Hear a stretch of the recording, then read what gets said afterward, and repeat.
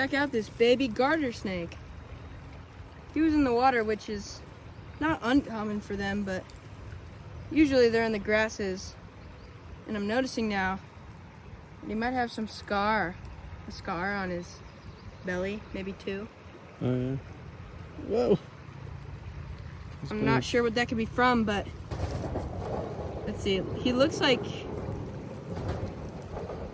he is out of shed. It's pretty vibrant. These snakes are super docile, so he's not gonna bite me anytime soon. He definitely has some damage right on his side. That could be from a predator, that could be from a bike, from the bike trail up here. That happens a lot with these guys. But this is our profile picture. Yeah. Look at how awesome their tongues are.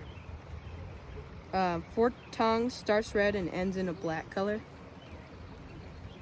And they have sort of a checkered pattern. I think this is a wandering garter snake or a Western Terrestrial Garter Snake. Those are the most common in this area.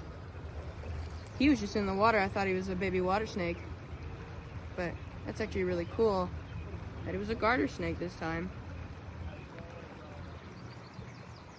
Yeah, so this is definitely a juvenile.